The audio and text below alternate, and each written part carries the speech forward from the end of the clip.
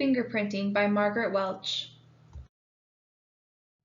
This is a brief history of fingerprinting. Fingerprint identification has been used in the forensic sciences since the 1900s, an example of which can be found when two men who looked very similar were convicted of a crime.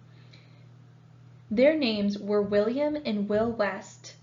Their measurements of their bodies were similar enough to identify them as the same person. However, fingerprint comparisons quickly and correctly determined the biometrics, fingerprints and faces were from two different people.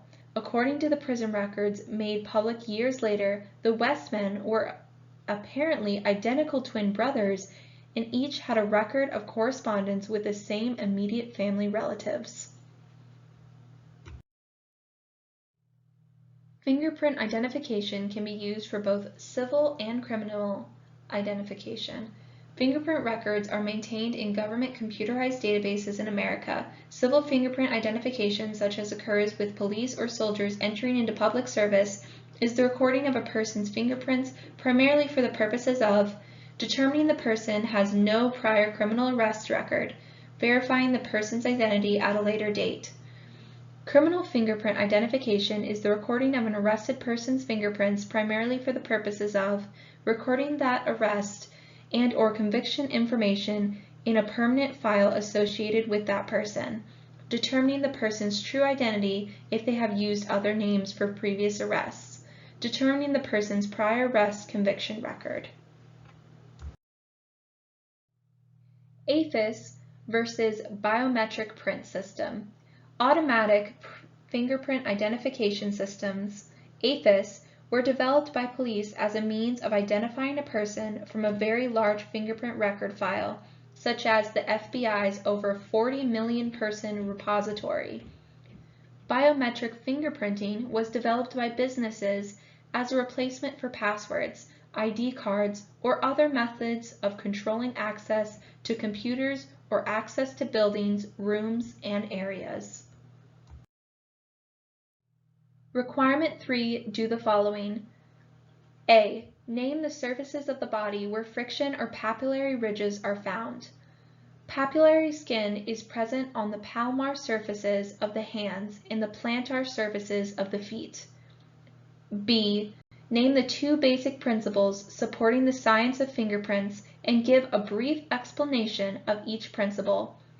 The two basic principles are fingerprints never change and no two fingerprints are alike. C. Explain what it takes to positively identify a person using fingerprints. Positive identification occurs when a qualified expert determines that the questioned and known fingerprints contain sufficient quality, clarity, and quantity of friction ridge detail in agreement with no unexplainable differences. For requirement 4, you need to take a clear set of prints using one of the following methods.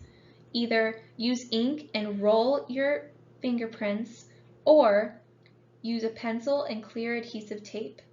For both of these methods, videos can be found on the Merit Badge website, and an 8x8-inch fingerprint identification card can be found on the Merit Badge website as well.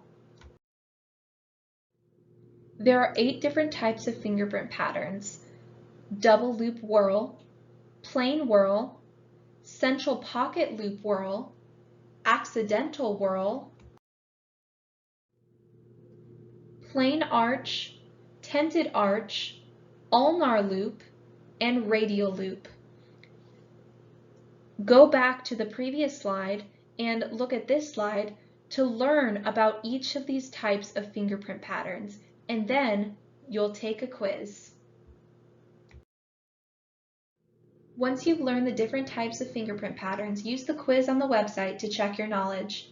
Once you're confident in your knowledge, complete requirement 5 by showing your Merit Badge counselor you can identify the 3 basic types of fingerprint patterns and their subcategories. Using your own hand, identify the types of patterns you see.